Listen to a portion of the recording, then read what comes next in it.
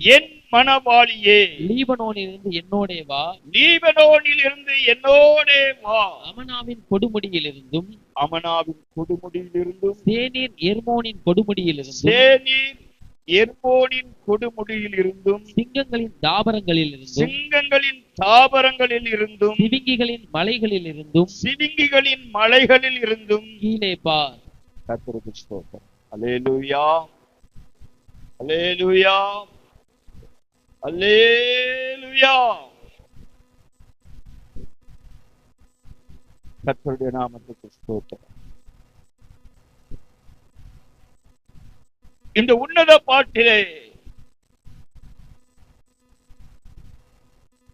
அநேக ஆழமான வார்த்தைகளை சாலமோன் மறைமுகமாக எழுதி வைத்திருக்கிறதை நாம் பார்க்க முடிகிறது. ஸ்தோத்திரம். எனக்கு ஒரு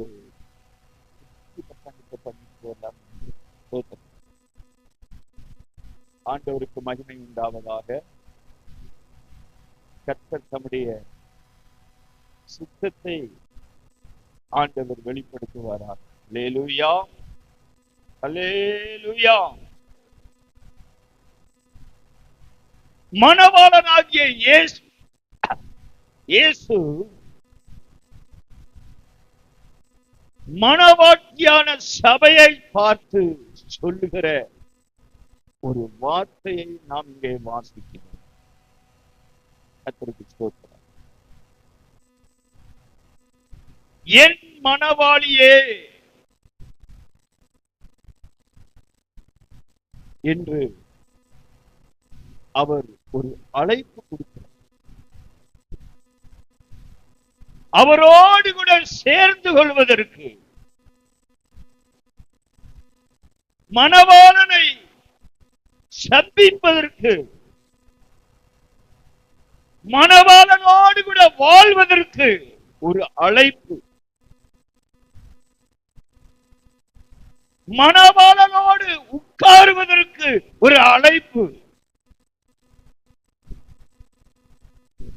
சபைக்கு மணவாளி என்றால் சபை, அதை நாம் மறந்து போக வேண்டாம். சபை என்றால் ரட்சிக்கப்பட்ட கூட்டம், தேவனுக்கு தன் வாழ்க்கையை அர்ப்பணித்த ஒரு கூட்டம், இயேசுவை சந்திக்க ஆயத்தப்படுகிற ஒரு கூட்டம், இயேசுவோடு வாழ்வதற்கு தன்னை அர்ப்பணித்துக் கொண்ட ஒரு கூட்டம்.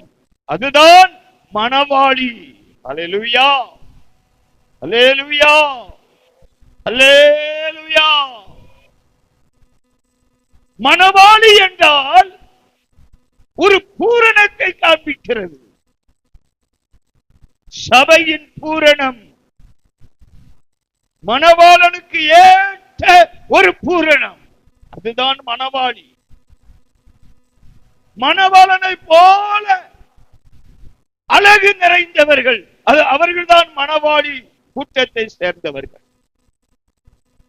அந்த அதிகாரத்தில் முந்தின வசனங்கள் எல்லாம் நீங்கள் வாசித்து பார்த்தால் மணவாட்டினுடைய ஒவ்வொரு அவயவங்களையும் அவர் அழகுபடுத்தி மேன்மைப்படுத்தி வர்ணித்து சொல்லியிருக்கிறதை அதுக்கு முந்தின வசனங்கள் நமக்கு காண்பிக்கிறது.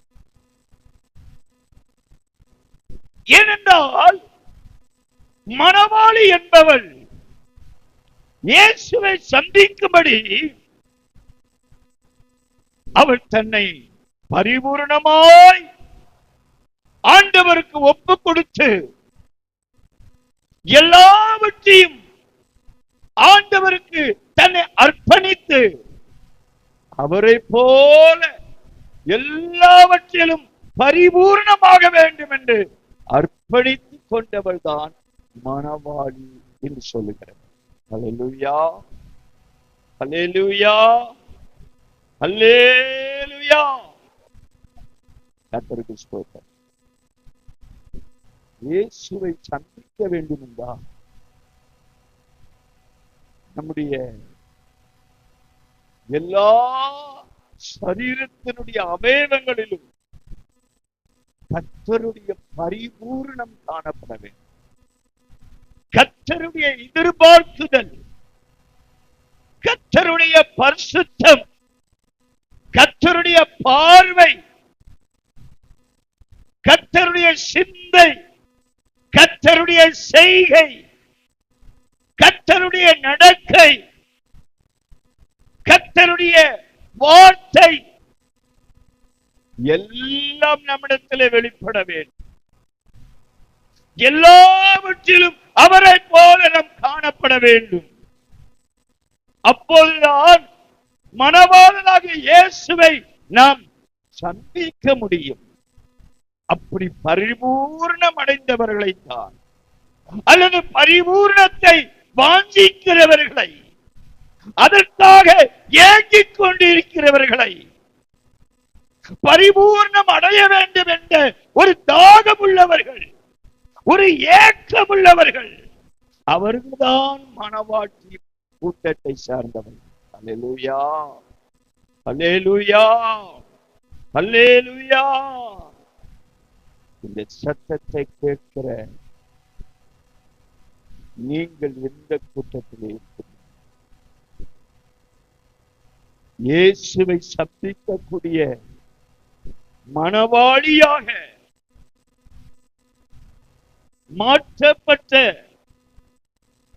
கூட்டத்திலே காணப்படுகிறீர்களா என்பதை சற்று இந்த பகல் நேரத்திலே ஆராய்ந்து பார்க்கணும்.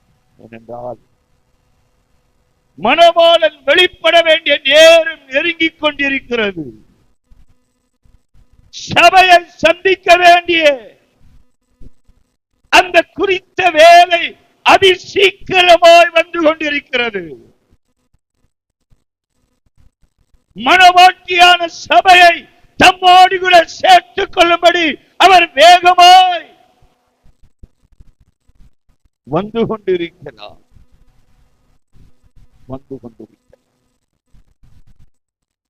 அவரோடு கூட போவதற்கு ஒரு அழைப்பு தான் எக்கால சத்தம். மத்திய ஆகாயத்திலே தூதர்களோடு கூட மத்திய ஆகாயத்தில் வந்து எக்கால சத்தம் துணிப்பார் அல்லவா? எக்கால சத்தம் கேட்கவே என்று நாம் பாடுகிறோமே, அந்த எக்கால சத்தம் அது என்ன சத்தம்? மணவாளியே என்னோடு வா என்கிற ஒரு சத்தம். ஆயத்தமாய் என் வருகைக்காக, என்னோடு வாழ்வதற்காக நீ உன்னை ஆயத்தப்படுத்திக் கொண்டிருக்கிற கூட்டமே வா என்கிற ஒரு சத்தம் தான் எக்கால சத்தம். அல்லேலூயா, அல்லேலூயா. அந்த சத்தத்தை சீக்கிரமாய் நம்முடைய காதுகள் கேட்க போகிறது. அதுக்கு நம்முடைய காது ஆயத்தம் இருந்தா தான் அந்த காதுல அந்த சத்தம் வரும். இந்த காதுல சுத்திகரிக்கப்பட்டாதான் அந்த காத்துல அவர் கூப்பிடுற என்னோட வா என்கிற அந்த சத்தம் இந்த காத்துல கேட்கும், இல்லைன்னா கேட்காது.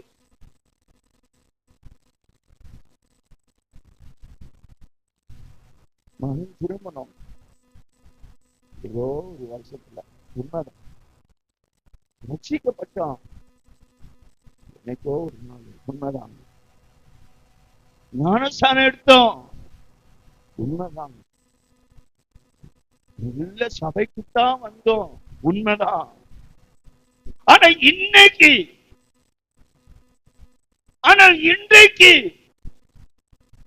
அவர் கூப்பிடுகிற என்னோட வா என்று மணவாளனை, மணவாட்டியை, சபையை அழைக்கிற அந்த எக்கால சத்தம் கேட்பதற்கு நாம் ஆயத்த நிலையில இருக்கிறோமா? இன்றைக்கு இயேசு வந்தால், என்னோட வா என்று கூப்பிட்டால் அந்த சத்தம் நம்ம காதுல விழுமா? நம்ம காதுல கேட்குமா? கொஞ்சம் சிந்திச்சுப்பாங்க.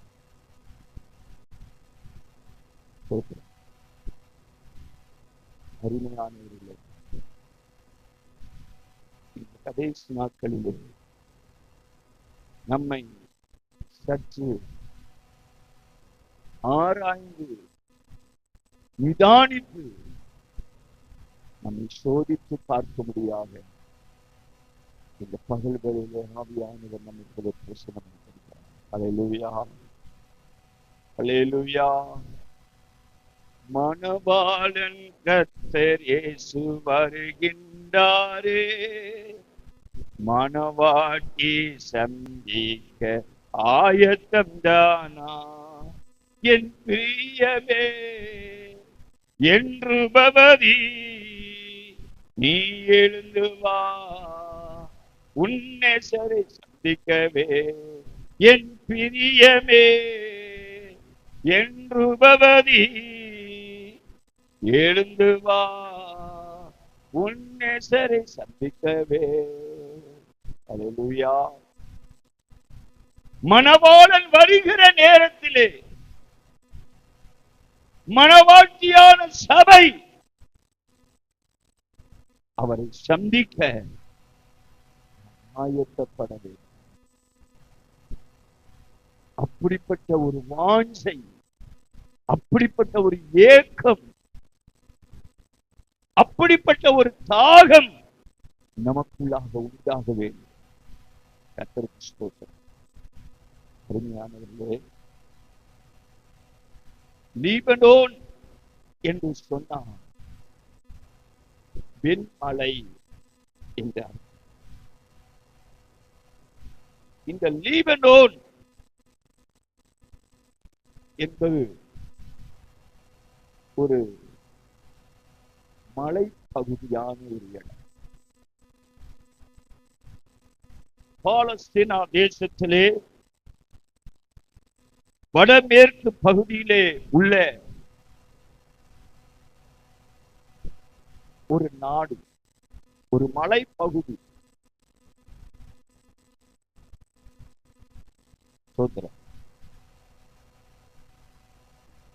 இந்த பகுதியிலே தான் எர்மோன் மலை இருக்கிறதாக வேதம் சொல்லுகிறது, கர்த்தரும் சொல்லுகிறது. 42ஆம் சங்கீதத்தில் வாசித்த மலைகளில் இருந்து, சிறு மலையில் இருந்து அந்த எர்மோன் மலை இந்த பாலஸ்தீனா தேசத்துல தான் இருக்கிறது. இந்த பாலஸ்தீனா தேசத்தில் உள்ள ஒரு குளிர்ச்சியான ஒரு மலை பகுதிதான் லீபனோன் என்று சொல்லப்படுகிற அந்த இடம்.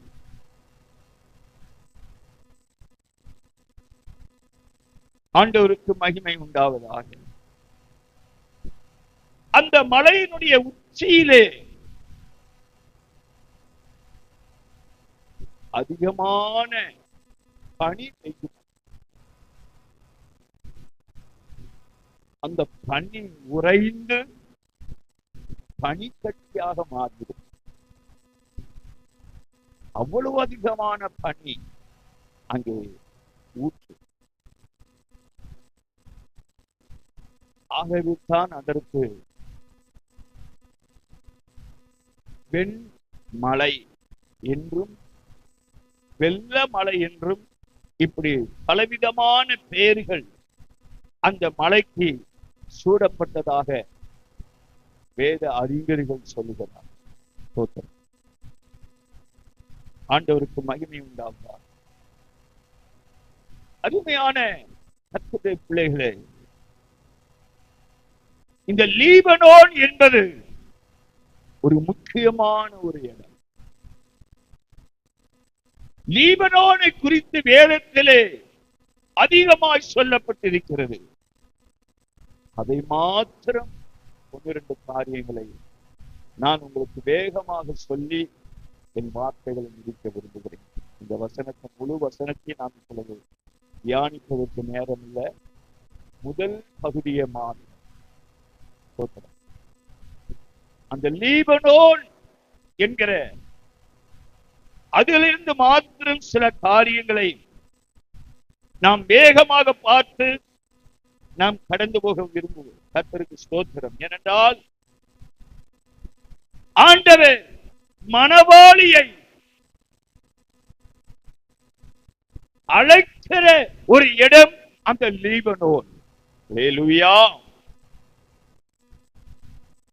மறுபடியும் உங்களுக்கு ஞாபகப்படுத்துகிறேன், லீபனோன் என்பது ஒரு பனி பிரதேசம். கர்த்தருக்கு ஸ்தோத்திரம். ஆகவே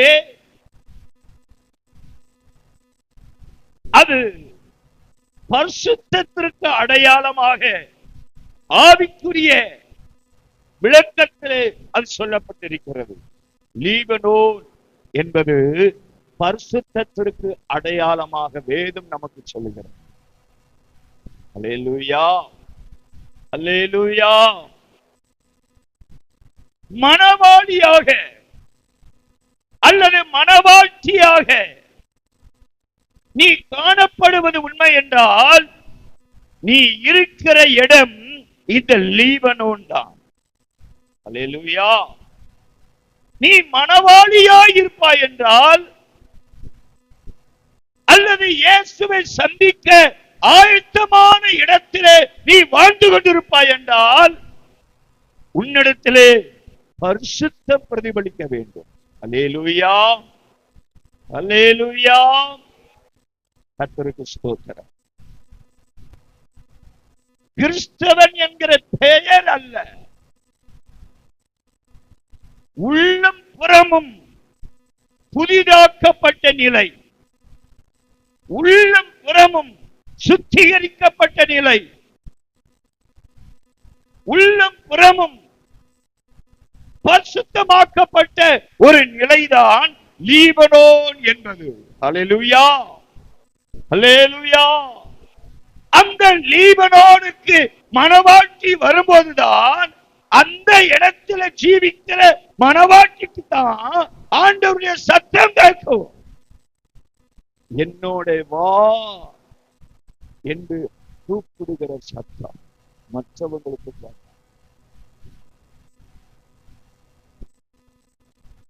எல்லா கிறிஸ்தவனுக்கும் கேட்டாத அந்த சத்தம், இயேசு வருகிற அந்த சத்தம், அந்த அடையாளம், இயேசுவை எல்லா கிறிஸ்தவனும் சந்திக்க முடியாது, சந்திக்க மாட்டார்கள். அப்படி வேதத்தில் சொல்லப்படவும் இல்லை. யார் இயேசுவை சந்திக்க முடியும் என்றால் லீபனோனிலே வாழ்கிறவர்கள் மாத்திரம். அல்லேலூயா, அல்லேலூயா. ஆகவேதான் ரட்சிக்கப்பட்ட நீ லீபனோனுக்கு வந்திருக்க வேண்டும். லீபனோனிலே நீ குடியிருக்க வேண்டும். லீபனோனிலே நீ வாழ்ந்திருக்க வேண்டும். லீபனோனிலே நீ தங்கி இருக்க வேண்டும். அதுதான் தேவன் விரும்புகிற ஒரு பரிசுத்தமான இடம். அல்லேலூயா, அல்லேலூயா.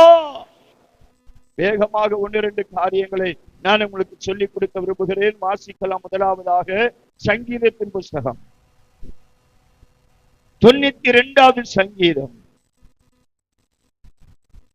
அதனுடைய 12வது வசனத்தை நாம் வாசிக்கலாம். நீதிமான் பனையை போல் செழித்து, நீதிமான் பனையை போல செழித்து லீபனோனில் உள்ள கேதுருவை போல் வளருவான். லீபனோனில் உள்ள கேதுருவை போல வளருவான். அல்லேலூயா, அல்லேலூயா. முதலாவதாக நீ நீதிமானாக மாற்றப்பட்டிருக்க வேண்டும். நீ லீபனோனுக்குள் இருப்பது உண்மை என்றால் நீ நீதிமானாக வாழ்ந்திருக்க வேண்டும். உன் வாழ்வு நீதிமானுக்கு ஏற்ற ஒரு தன்மை உன்னிடத்தில் பிரதிபலிக்க வேண்டும். அந்த நீதிமான்களைத்தான் என்னோட வா என்கிற அவர் மத்திய ஆகாயத்திலிருந்து அவர் எக்கால சத்தத்தை துணிப்பார். அல்லேலூயா. நீ நீதிமானாய் மாற்றப்பட்டிருந்தால், நீ நீதிமானாக்கப்பட்டிருந்தால், உன்னிடத்தில் நீதி வெளிப்படும் என்றால் அநீதியை களைந்துவிட்டு நீதியை தரித்துக் கொள்வாய் என்றால், நீதி உன் வார்த்தையிலே வெளிப்படும் என்றால், நீதி உன் கையின் கிரியைகளிலே வெளிப்படும் என்றால், நீதி உன் நடையிலே வெளிப்படும் என்றால், நீதி உன் செயலிலே வெளிப்படும் என்றால், நீதி உன் பார்வையிலே வெளிப்படும் என்றால், இயேசு என்னோடு வா என்று அவர்களை மாத்திரம் அழைக்கிறார். அல்லேலூயா, அல்லேலூயா, அல்லேலூயா. நீ நீதிமானாய் இருக்க வேண்டும், அநீதிமானாய் அல்ல, மிஞ்சின நீதிமானாய் அல்ல. கரிந்து போன அப்பம் ஒன்றுக்கு உதவாது. அப்பம் என்றால் திருப்பி போடப்பட்டிருக்க வேண்டும். ஆண்டவராகிய இயேசு பரலோகத்திலும் ஜீவித்தார், பூலோகத்திலும் ஜீவித்தார். அதற்கு அடையாளம் திருப்பி போடும் அப்பம். கர்த்தருடைய பந்தியிலே பரிமாறப்படுகிற அப்பம் திருப்பி போடப்பட்ட அப்பமாயிருக்க வேண்டும். ஏனென்றால் அவர் பரலோகத்திலேயும் வாழ்ந்தார், பூலோகத்திலேயும் வாழ்ந்தார். அதற்கு அடையாளமாக அப்பம் திருப்பி போடப்பட்டிருக்க வேண்டும். ஆனால் கரிந்து போகக்கூடாது. கரிந்து போகிறதல் அநீதிமானை, மிஞ்சின நீதிமானை குறிக்கிறது. கர்த்தருக்கு ஸ்தோத்திரம். அருமையான தேவனுடைய பிள்ளையே, இயேசுவை சந்திப்பதற்கு லீபனோனில் உள்ள நீதிமானாக இருக்க வேண்டும். அந்த நீதிமான் தான் பேதுருவை போல வளருவார். அல்லேலூயா. லீபனோனில் உள்ள கேதுருவை போல வளருவான். யாரு? நீதிமானாக மாற்றப்பட்ட விசுவாசி. நீதியை தரித்துக் கொண்டு நீதியை தன் வாழ்க்கையிலே பிரதிபலித்துக் கொண்டிருக்கிற ஒரு தேவ பிள்ளை. அவனுடைய வளர்ச்சி குன்றி போகாது, குறுகி போகாது, கருகி போகாது. அது வளர்ந்து கொண்டே இருப்பான். அல்லேலூயா. அவனுடைய ஆவிக்குரிய வளர்ச்சி வளர்ந்து கொண்டே இருப்பான் கிறிஸ்துவிலே. இயேசுவை போல பரிசுத்தத்திலே, இயேசுவை போல அவருடைய சுபாவத்திலே, அவருடைய ஆவிக்குரிய வளர்ச்சி, அவருடைய ஆவிக்குரிய வாழ்வு நாளுக்கு நாள் நாளுக்கு நாள் கேதுருவை போல வளருவான். ஏனென்றால் அவன் இருப்பது லீபனோனுக்குள்ளாக இருக்கிறான். அவன் நாட்டப்பட்டது லீபனோனிலே நாட்டப்பட்டிருக்கிறான். அவன் வாஞ்சிப்பது லீபனோனுக்குள்ளாக இருக்க வேண்டும் என்று வாஞ்சிக்கிறான். அவனிடத்திலே நீதி பிரதிபலித்துக் கொண்டே இருக்கிறது.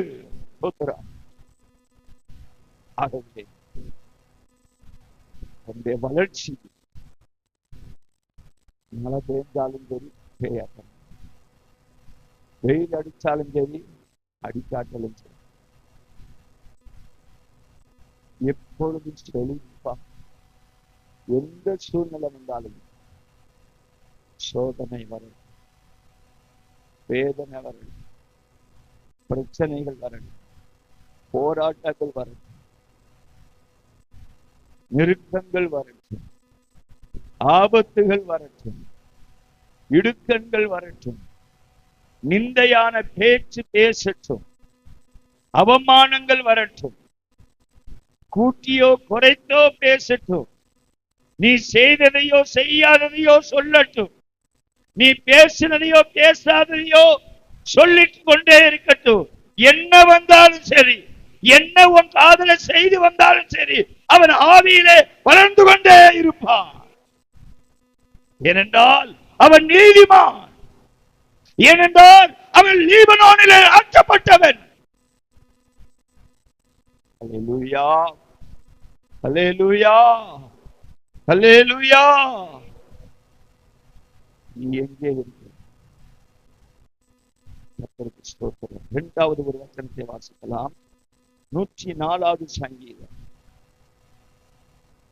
16வது வசனம். கர்த்தருடைய விருட்சங்களும் அவர் நாட்டின லீபனோனின் கேதுருகளும் சாரத்தினால் நிறைந்திருக்கும். அல்லேலூயா, அல்லேலூயா. மறுபடியும் வாசிக்கலாம். கர்த்தருடைய விருட்சங்களும், கர்த்தருடைய விருட்சங்களும் அவர் நாட்டின லீபனோனின் கேதுருக்களும், லீபனோனின் கேதுருக்களும் சாரத்தினால் நிறைந்திருக்கும். சாரத்தினால் நிறைந்திருக்கும். கரங்களை உயர்த்தி கர்த்தரை மகிமைப்படுத்தும். அல்லேலூயா, அல்லேலூயா. அவர் யாரை என்னோட வா என்று அவர் அழைக்கிறார் என்றால், லீபனோனிலே நாட்டப்பட்ட கேதுருக்களை,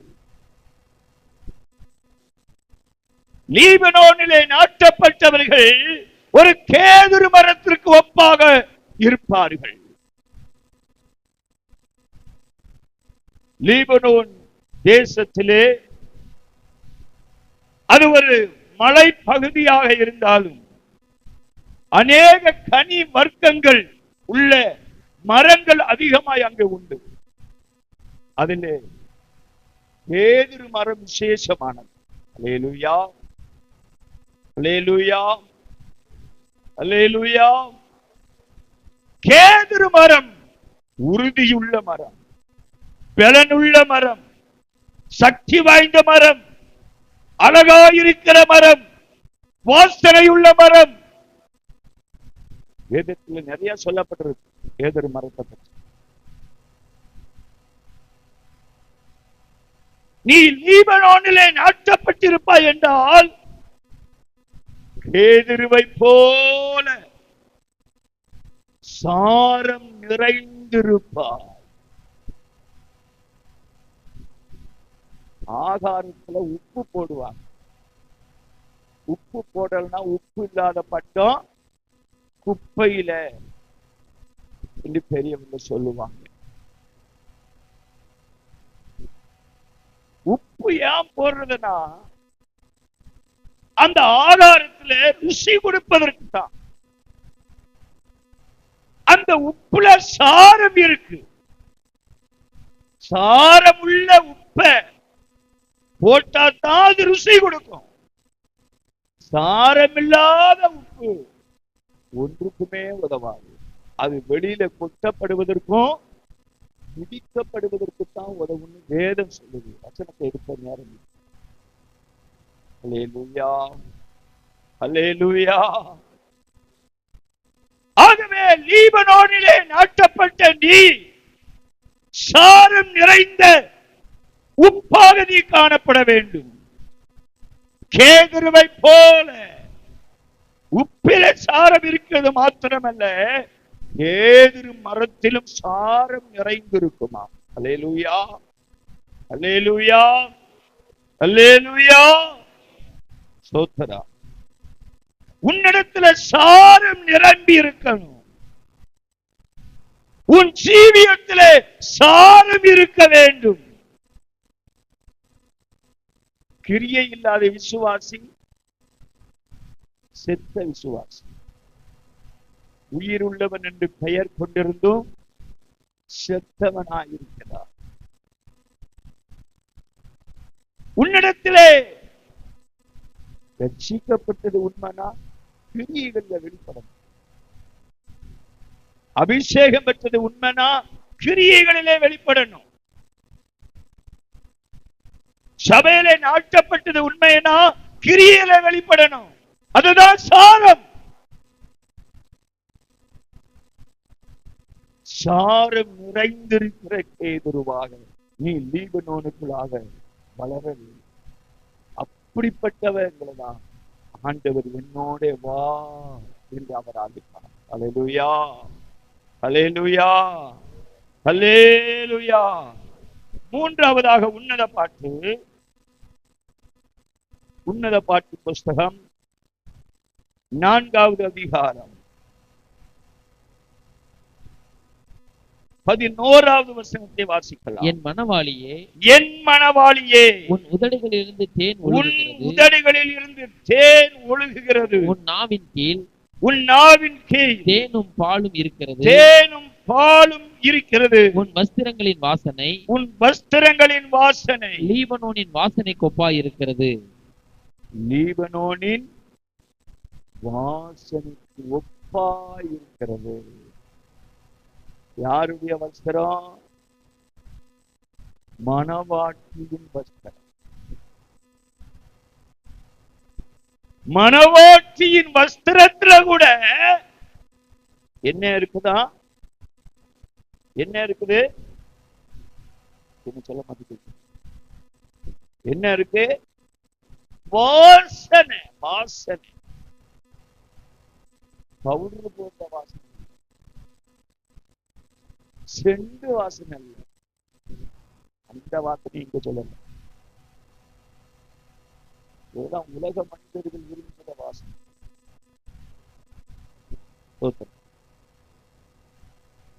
தேவன் நுகர்ந்து கொள்கிற ஒரு வாசனை. மணவாளனாகிய இயேசு விரும்புகிற, நுகர்ந்து கொள்கிற ஒரு வாசனை, அவருக்கு இன்பமான ஒரு வாசனை.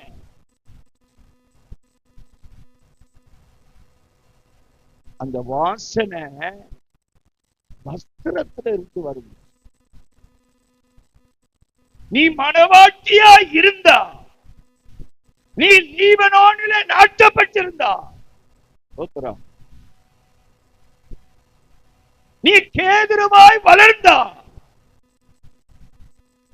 நீ சாரம் நிறைந்த விசுவாசியா இருந்தா, உன் வஸ்திரத்துல கூட வாசனை.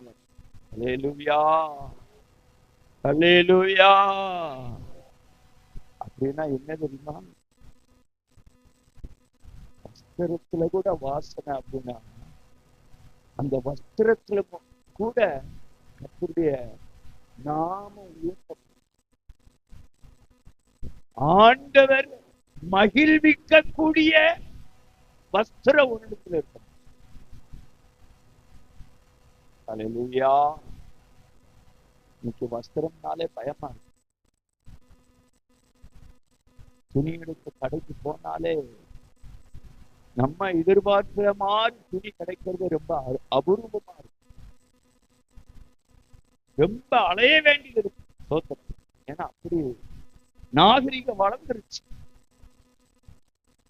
அப்படித்தான் இன்னைக்கு உலகம் எதிர்பார்த்து. இப்ப உலகம் எதிர்பார்த்துதான் சினிமாக்காரன், கட்சிக்காரன் அங்க போறான், போறான், அதை பார்த்தா உலகம். அதுக்கு ஏற்ற மாதிரிதான் இன்னைக்கு வஸ்திரம் எல்லாம் வருது.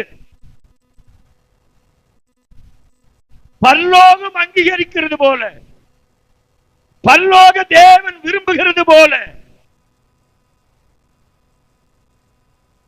அவர் என்னோட வா என்று அவர் உன்னை அழைக்க வேண்டும் என்றால் உன்னுடைய வஸ்திரத்தில் கூட வாசனை வீசக்கூடிய ஒரு வஸ்திரமாக நீ உடுத்த. அதைத்தான் அப்போஸ்தலர்கள் சொல்லப்பட்டிருக்கு, தகுதியான வஸ்திரம், தகுதியுள்ள வஸ்திரம். தேவ பிள்ளைகள் உடுத்தக்கூடிய தகுதியுள்ள வஸ்திரம், ஊழியக்காரன் உடுத்தக்கூடிய தகுதியுள்ள வஸ்திரம், மணவாட்டியான சபை உடுத்த வேண்டிய தகுதியுள்ள வஸ்திரம், ரட்சிக்கப்பட்டவன் உடுத்த வேண்டிய தகுதியுள்ள வஸ்திரம். எல்லாத்தையும் உடுக்கலாம் எதுவுமே இல்லை. கிறிஸ்தவன் என்றாலே கட்டுப்பாடு உள்ளவன் தான் கிறிஸ்தவன். கிறிஸ்தவனுக்கு எல்லா விதத்திலும் கட்டுப்பாடு உண்டு. உடுத்துறதுலயும் கட்டுப்பாடு உண்டு, பேசுறதுலயும் கட்டுப்பாடு உண்டு, பார்க்கிறதுலயும் கட்டுப்பாடு உண்டு, நடக்கிறதுலயும் கட்டுப்பாடு உண்டு, எல்லாத்திலுமே கட்டுப்பாடு உண்டு. எப்படியானாலும் ஜீவிக்கலாம், எப்படினாலும் பேசலாம், எதனாலும் உடுக்கலாம், எப்படினாலும் தைக்கலாம். அவன் கிறிஸ்தவனே அல்ல. உலகம் எப்படினாலும் ஆடும்.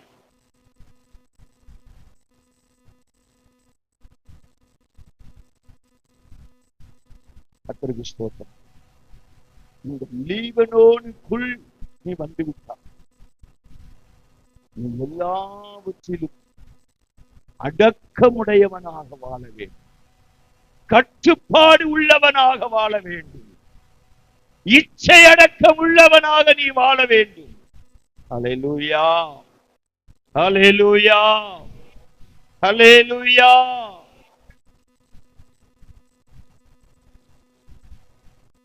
இந்த உலகம் விரும்புகிறபடி வாழ வேண்டும் என்று நினைத்தால் நீ கிறிஸ்தவன் அல்ல.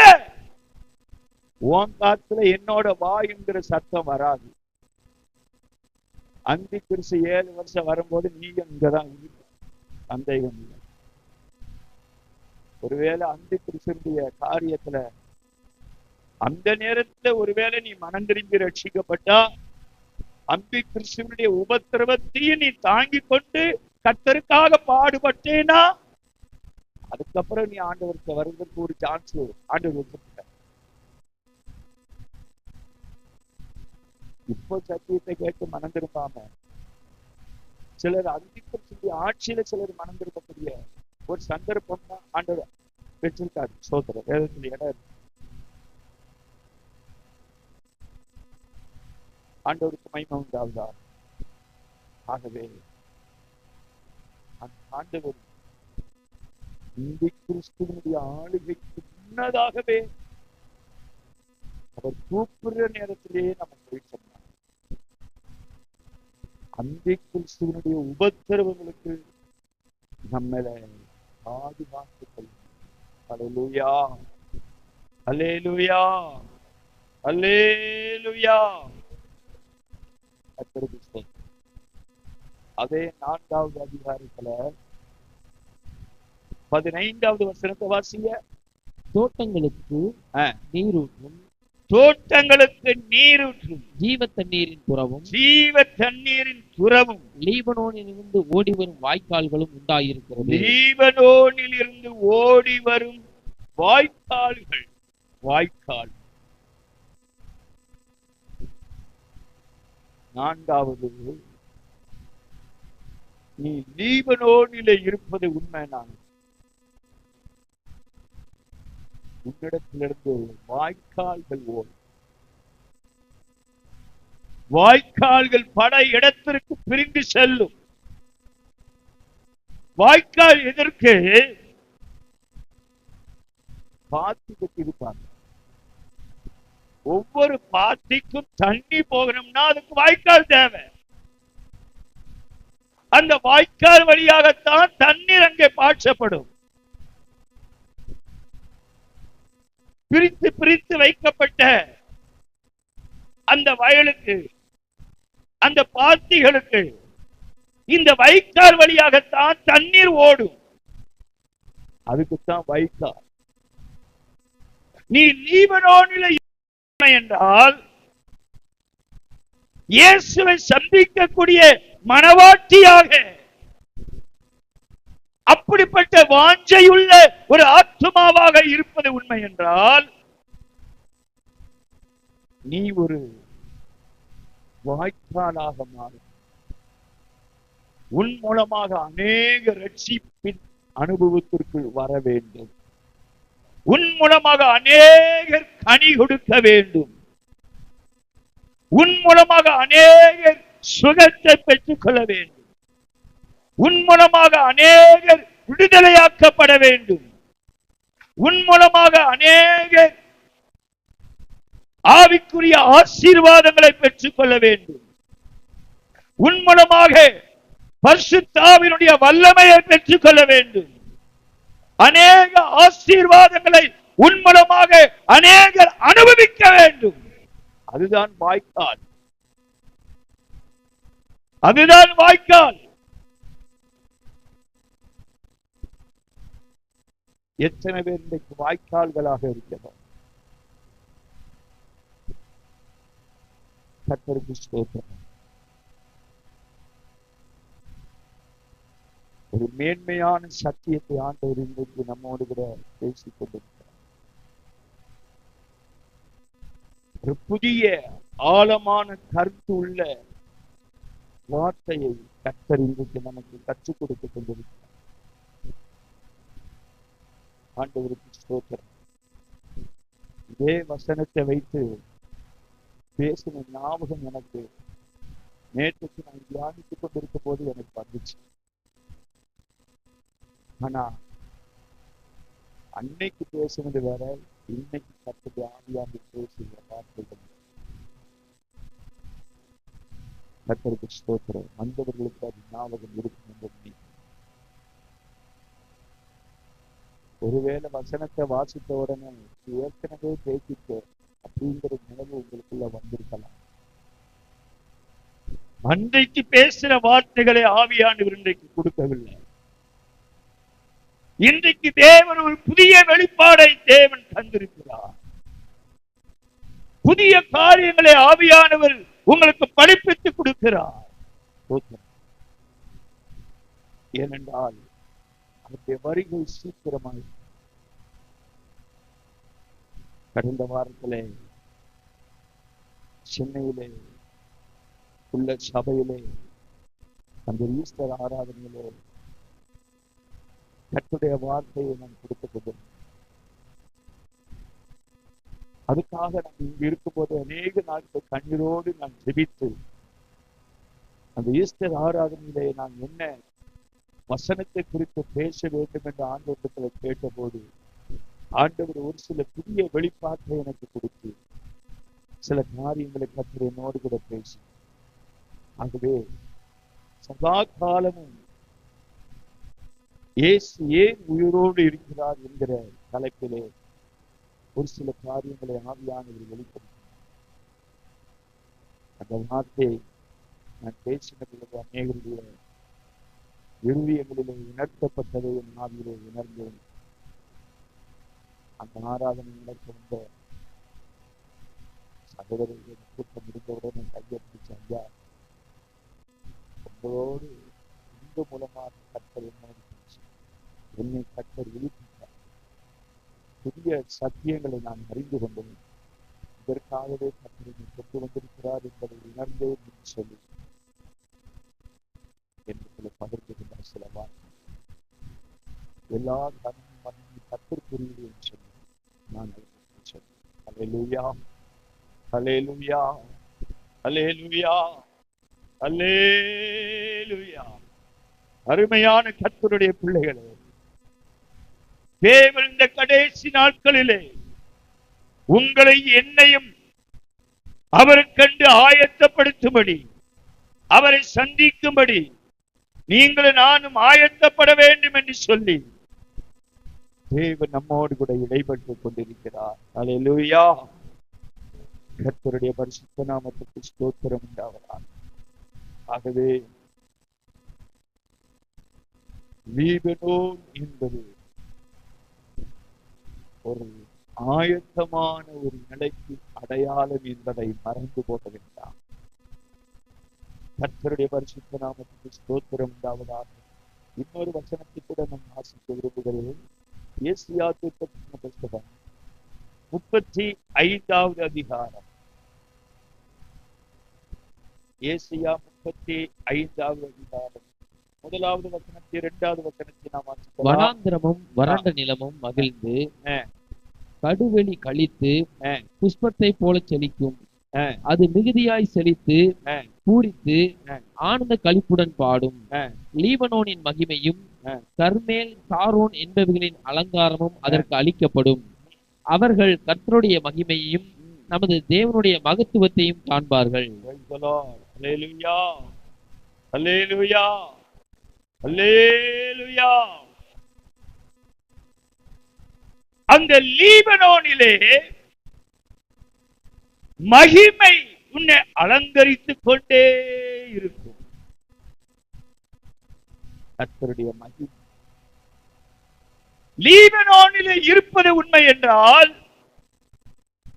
லீபனோனிலே நாட்டப்பட்டது உண்மை என்றால், உன்னை அலங்கரிப்பது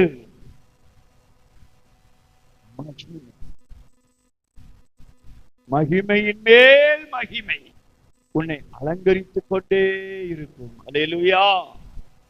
கிருபையின் மேல் கிருபை உன்னை மூடிக்கொண்டே இருக்கும். கர்த்தருக்கு ஸ்தோத்திரம். லீபனோனிலே மகிமை இருக்கிறது. தேவனுடைய மகிமை அங்கே இருக்கிறது. அந்த மகிமை உன்னை அலங்கரிக்கக்கூடியதாயிருக்கிறது. உன்னை அலங்கார மணவாட்டியாக அது மாற்றுகிறது. அலங்கோலமாய் வாழ்ந்து கொண்டிருக்கிற உன்னை அலங்கரிக்கப்பட்ட மணவாட்டியாக அது உன்னை மாற்றுகிறது. கர்த்தருடைய மகிமை. அல்லேலூயா, அல்லேலூயா. அருமையான கர்த்தருடைய இந்த பகல் வேளையில் கர்த்தருடைய ஆவியானவர் உன்னை ஒரு விசை புதுப்பிக்கும்படி விரும்புகிறார். உன்னை ஒரு விசை உருவாக்கும்படி விரும்புகிறார். கர்த்தருக்கு ஸ்தோத்திரம். 42வது சங்கீதத்தில் 6வது வசனத்தை மாத்திரம் வாசிக்கிறேன்.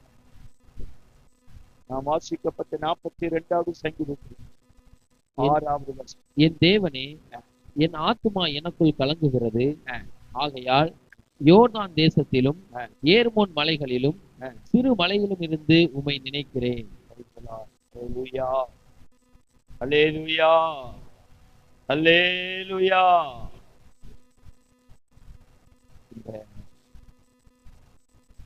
லீபனோன் தேசத்திலே அநேக சிகரங்கள் உண்டு. அதிலே ஒன்றுதான் எர்மோன் சொல்லப்படுகிற ஒரு மலை. இந்த எர்மோன், சேனீர், எர்மோன் என்று சொல்லப்படுகிற அந்த இடத்தில்தான் அதிகமான செழிப்பு உண்டா, அதிகமாக தண்ணீர் வரத்து, தண்ணீர் ஊற்றுகள் அங்கே இருந்து புறப்பட்டு கால்வாய் வழியாக பக்கத்தில் உள்ள இடங்களுக்கெல்லாம் அது பாய்ந்து செல்லுமா. கர்த்தருக்கு ஸ்தோத்திரம். பரிசுத்த ஆவியானவருடைய நிறைவுக்கு அடையாளமாயிருக்கிறது. அல்லேலூயா, அல்லேலூயா, அல்லேலூயா. நீ லீபனோனிலே வாழ்வது உண்மை என்றால் அங்கே பரிசுத்த ஆவியானவருடைய நதி வாய்க்கால் வழியாக ஓடி செல்லும். அது சுற்றி உள்ள அநேக பகுதிகளுக்கு சென்று அநேகருடைய தாகத்தை அந்த தண்ணீர் தாகம் தீர்க்கும். அருமையான கர்த்தருடைய பிள்ளையே, நீ லீபனோனிலே வாழ்வது உண்மை என்றால், நீ லீபனோனிலே நாட்டப்பட்டது உண்மை என்றால், நீ லீபனோனுக்குள்ளாக வந்துவிட்டது உண்மை என்றால், சோதரம் இயேசுவை சந்திப்பதற்கு நான் ஆயத்தப்பட்டு விட்டேன் என்று சொல்வது உண்மை என்றால், என்னோட வா என்கிற சத்தத்தை கேட்பதற்கு என் ஆவி, ஆத்துமா, சரீரம் ஆயத்தமான நிலையிலே இருக்கிறது என்று நீ சொல்வது உண்மை என்றால், பரிசுத்த ஆவியாகிய நதி உன்னிடத்தில் பொங்கி எழும்பிக் கொண்டே நீ மாம்சத்திலே அல்ல, ஆவிக்குரியவனாக நீ மாண்டு கொண்டிருப்பார். தேவனுடைய ஆவி உன்னிலே தங்கி இருக்கும். பழைய ஏற்பாட்டின் காலத்திலே வாழ்ந்த பரிசுத்தவான்களுடைய வாழ்க்கையிலே தேவைப்படுகிற நேரத்திலே கர்த்தருடைய ஆவி வந்து இறங்கும் என்று வேதம் சொல்லப்பட்டிருக்கிறது. எப்தாவின் மீது, சிம்சோனின் மீது, சாமுவேலின் மீது, ஆபிரகாமின் மீது, நத்தானியல் மீது, இப்படி அநேக தேவ பிள்ளைகள் மீது தேவைப்படுகிற நேரத்திலே கர்த்தருடைய ஆவி வந்து இறங்கும். அது செய்ய வேண்டியதை செய்து முடித்துட்டு அந்த ஆவி அவனை விட்டு வெளியே. ஆனால் புதிய ஏற்பாட்டின் காலத்திலே ஜீவிக்கிற நமக்கு இயேசு நமக்காக எல்லாவற்றையும் கல்வாரி சிலுவையிலே அவர் செய்து முடித்தபடியினாலே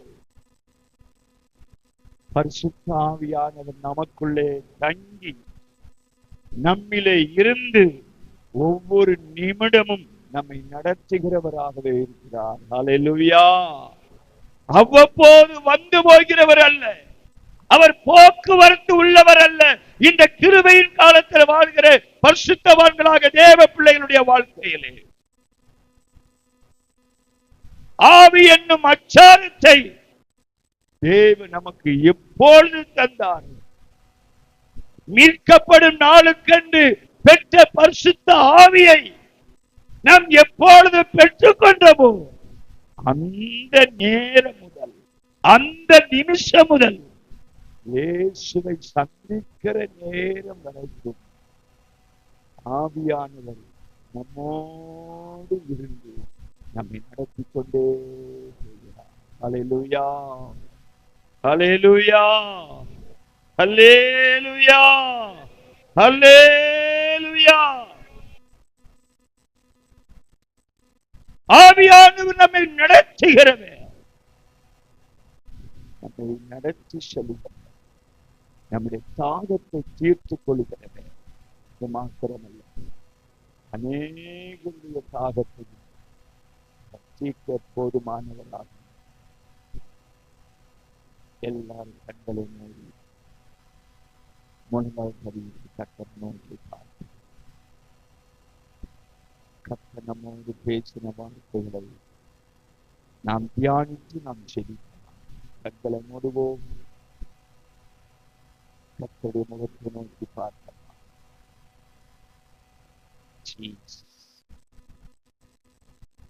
ஹல்லேலூயா.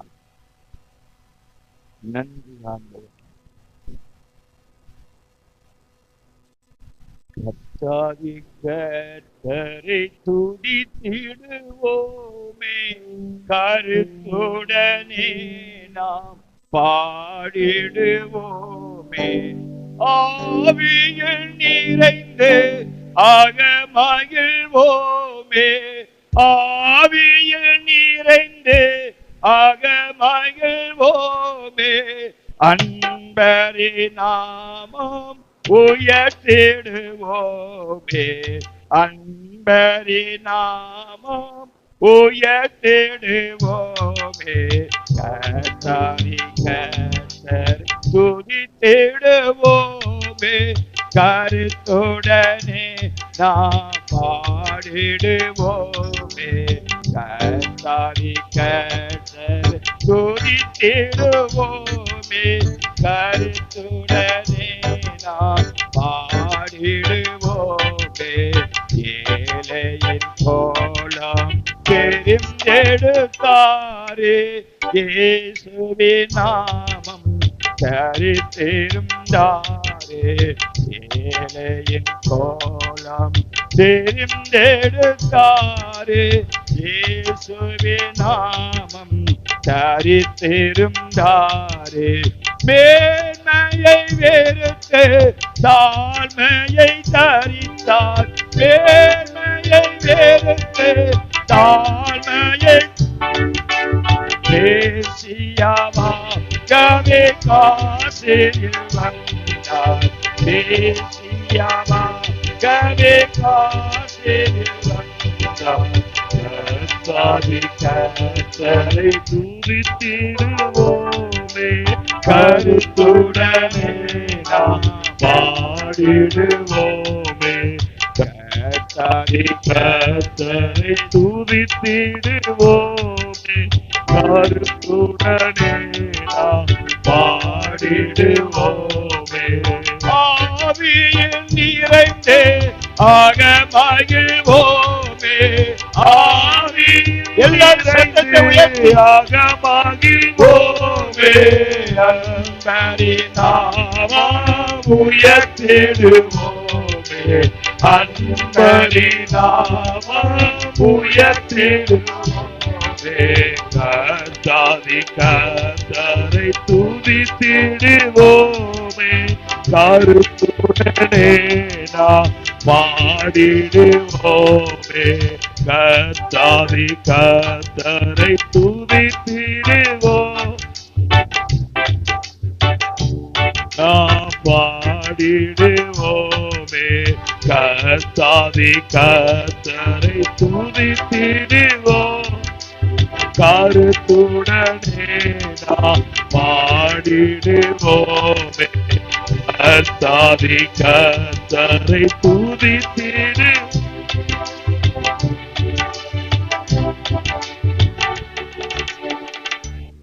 நல்ல ஆண்டவரே, ஆசீர்வதிக்கப்பட்ட நல்ல மத்தியான வேளைக்காக நாங்கள் உமக்கு நன்றி செலுத்துகிறோம். ஆராதனையின் ஆரம்பம் முதல் இம்மற்றும் எங்கள் மத்தியிலே உலாவிக் கொண்டிருந்ததுக்காக ஸ்தோத்திரம். இது எங்களோடு பேசி நம்முடைய வார்த்தைக்காக உமக்கு ஸ்தோத்திரம். உம்முடைய வருகை சீக்கிரமாய் இருக்கிறபடினாலே மத்திய ஆகாயத்திலே உம்மை சந்திக்கும்படி எங்கள் ஒவ்வொருவரையும் உமக்கென்று ஆயத்தப்படுத்தும்படி அதற்குரிய வார்த்தைகளை நீர் எங்களுக்கு வெளிப்படுத்தினதுக்காக ஸ்தோத்திரம். நீ பேசின ஒவ்வொரு வார்த்தைகளையும் கரத்தில் ஒப்புக் கொடுக்கிறோம். இந்த வார்த்தைகளை கேட்டுக் கொண்டிருந்த ஒவ்வொருவரோடு நீர் தொடர்ந்து இடைப்படும், தொடர்ந்து பேசும். ஒவ்வொருவரையும் அந்த லீபனோனுக்குள்ளாக கடந்து வரும்படி ஒவ்வொருவரையும் கொண்டு வரும்படி செபிக்கிறோம். லீபனோனில் இருந்து உமக்கு எதிர்கொண்டு வரும்படி சபையை கர்த்தர் ஆயத்தப்படுத்தும். துதி கன மகிமை எல்லாவற்றும் உமக்கே செலுத்துகிறோம். தொடர்ந்து நாளைக்கு நாளை மறுதினத்தில் நடைபெற போகிற விசேஷித்த கூட்டங்களையும் உடைய பொற்பாதங்களிலே கொடுக்கிறோம். கர்த்தர் பொறுப்படுத்திக் கொள்ளும், ஆசீர்வதித்து தாரும். ஆவியானவர் அசைவாடு உடைய திருச்சித்தம் நிறைவேற உதவி செய்யும். துதி கன மகிமை எல்லாம் உமக்கே செலுத்துகிறோம். இயேசுவின் நாமத்தில் ஜெபம் கேளு நல்ல பிதாவே. என் ஆத்துமாவே கர்த்தரை ஸ்தோத்திரி, என் முழு உள்ளமே அவருடைய பரிசுத்த நாமத்தை ஸ்தோத்திரி.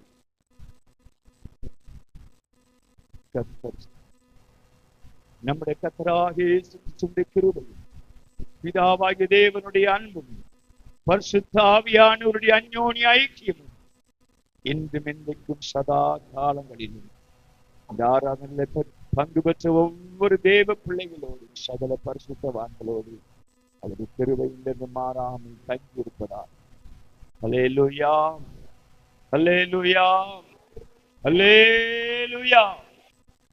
கர்த்தர் உங்களை ஆசீர்வதிப்பார். சரியாய் மாலை 5 மணிக்கு